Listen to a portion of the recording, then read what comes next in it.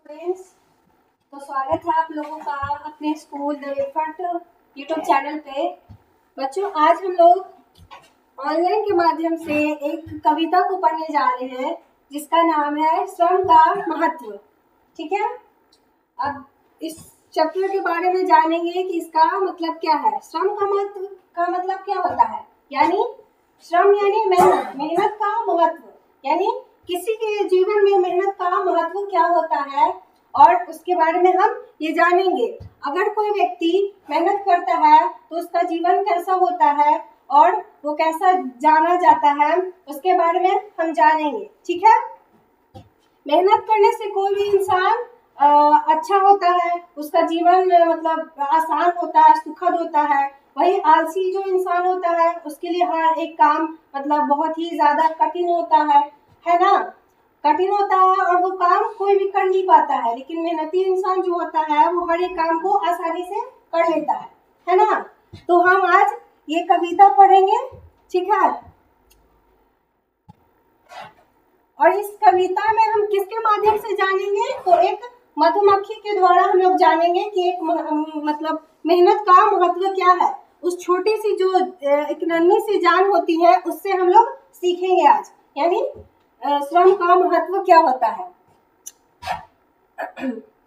नन्हे पर वाली मधुमक्खी दूर दूर तक जाती है, चुन चुन कर वह सुंदर सुंदर फूलों का रस लाती है ना। कहता है कि जो नन्हे नन्हे जो मधुमक्खियां होती है वो अपना क्या काम करती है, उनका काम यही होता है कि वो दूर दूर तक जाती है और अपना क्या काम करती है, वो मधुमक्खी यानी सुंदर सुंदर फूलों से वो वहां से रस उठा उठा कर लाती है। यानी उनको मतलब मेहनत से किसी भी चीज का दिक्कत नहीं होता है कि हाँ हमको कहीं दूर जाना पड़ेगा, पास में ही मिल जाता है, ऐसा होता है नहीं। लेकिन हमें कोई भी काम करने के लिए मेहनत करना पड़ेगा, दूर जाना पड़ेगा। तो उसी तरीके से जो मधुमक्खी होती है वो दूर दूर तक जाती है और सुंदर सुंदर फूलों से रस लाती है ना।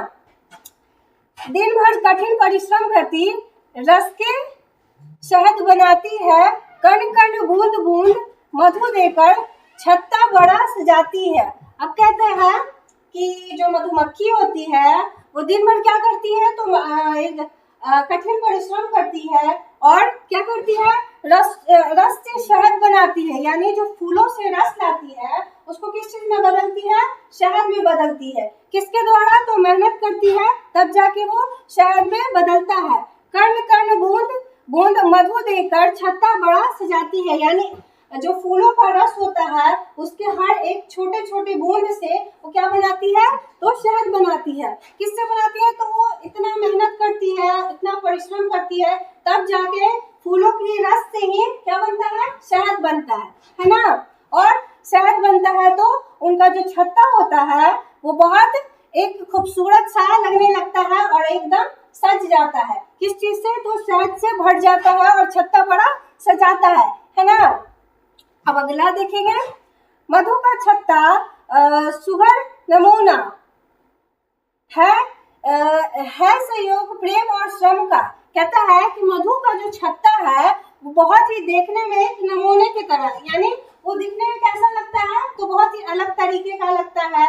हम लोग देखते हैं तो उसे मतलब देखते ही रह जाते हैं। है संयोग प्रेम और श्रम का, लेकिन वो दिखने में जो जैसा होता है, ना कोई आकार होता है ना कोई शेप होता है, लेकिन हम लोग देखते हैं तो कहते हैं कि हाँ इसमें कुछ है जो हम लोग खाते भी हैं, है ना।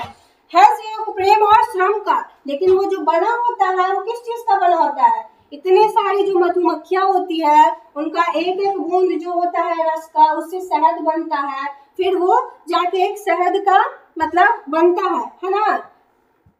इन्हीं गुणों से सुख मिलता है, सूत्र यही जीवन क्रम का। अब कहता है कि यही जो गुण है यही हमारे जीवन में भी लागू हो सकता है। यानी मधुमक्खी जो होती है वो इतना मेहनत करती है तब जाके उनका एक छत्ता तैयार होता है ना।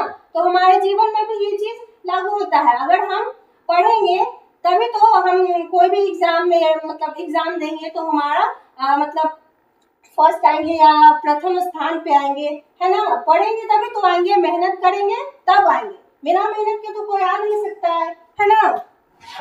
इन्हीं गुणों से सुख मिलता है, सूत्र सूत्र यही जीवन का, यानी ये तो पढ़ रहे हैं कविता, तो पढ़ना ही है, पर इसको पढ़ने के साथ साथ ये सोचना और समझना भी है कि ये क्या कर रही है और हम लोग को क्या सिखाना चाहती है, और हम इससे सीखेंगे भी, सिर्फ कविता पढ़ के भूल नहीं जाना है ना।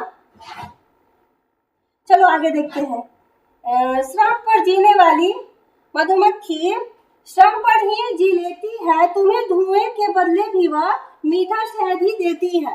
अब कहती है कि जो छोटी सी मधुमक्खी है वो जीने के लिए तो इतना ही करके वो जी लेती है, उनका जीवन और कुछ है ही नहीं, मतलब उनको यही काम है, यही जीवन है कि उनको जीवन जीना है तो फूलों से रस लाना है, उसका शहद बनाना है, एक छत्ता बनाना है, बस उसी में उनका जीवन उतना ही होता है।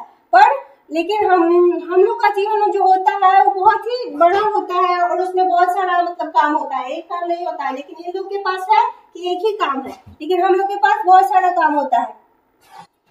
तुम्हें धुएं के बदले भी वह मीठा शहद ही देती है। अब कहता है कि अगर कहीं पे हम लोग देख लेते हैं कि मधुमक्खी का छत्ता है तो हम लोग क्या करते हैं, वहां पे क्या करते हैं, उसको मतलब तंग करना शुरू कर देते हैं कि यहाँ पे मधुमक्खी का छत्ता है तो यहाँ से हमें क्या मिलेगा, शहद मिलेगा, है ना, शहद मिलेगा। तो हम लोग क्या करते हैं कि वहां पे आग लगाते हैं या आग से उसे परेशान करना मतलब शुरू कर देते हैं, है ना, कि वहां से जो मधुमक्खियां है वो छत्ता अपना छोड़ के भाग जाए और हम लोग शहद जो उसका है ले ले और उसको हम लोग खा ले, ऐसा ही हम लोग सोचते हैं ना, मीठा शहद ही देती है। लेकिन वो इतना करने के बावजूद अगर हम उन लोगों को परेशान करते हैं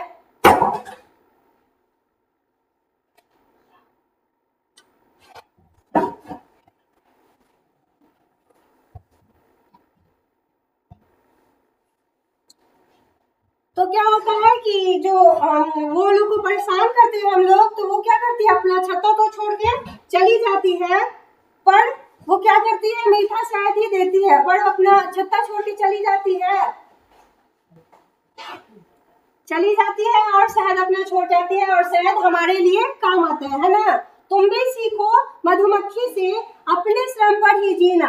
अब कहता है कि हम मधुमक्खी से क्या सीख सकते हैं कि जो हमारा काम होता है, कोई भी काम होता है तो उस पर हम मेहनत करें, कोई भी हमारा मतलब कोई भी ड्रीम है या कुछ भी काम करना होगा तो उस पर हम मेहनत करेंगे तभी वो सक्सेसफुल होगा, है ना। अगर कोई काम में हम अपना 100% मेहनत करेंगे ही नहीं तो उसमें तो कुछ होगा ही नहीं, कुछ काम ही नहीं होगा, कुछ उसमें सफलता मिलेगा ही नहीं। श्रम के सुंदर फल का तुम मीठा मीठा रस पीना, है ना। अब अगर तुम मेहनत करोगे तो जैसे ये लोग मेहनत करके मधुमक्खी लोग अपना छत्ता बनाती है फूलों से, तो मतलब अपना आनंद लेती है ना, अपने जीवन का आनंद लेती है, क्या लेती है, कितने मेहनत के बाद उनका जो छत्ता तैयार होता है उसमें अपना रहती है, खाती है ना, खुशी से रहती है। उसी तरीके से हमारा भी जो होता है जीवन, उसमें कोई भी काम हो, अगर हमारे जीवन में कोई भी काम को करना है तो उसे हम मेहनत से करेंगे, उसको हासिल करेंगे और तब जाके एक आराम वाली जिंदगी जिएंगे। यानी श्रम के सुंदर फल का तुम मीठे मीठे रस पीना, यानी जीवन को अच्छे और आसानी से जिएंगे, है ना। चलो एक चैप्टर तो आप लोगों का हो गया, अब अगला चैप्टर हम लोग नेक्स्ट वीडियो में पढ़ेंगे, ठीक है। और इसका जो ऑब्जेक्टिव है ये आप लोगों को घर पे बनाना है, ठीक है।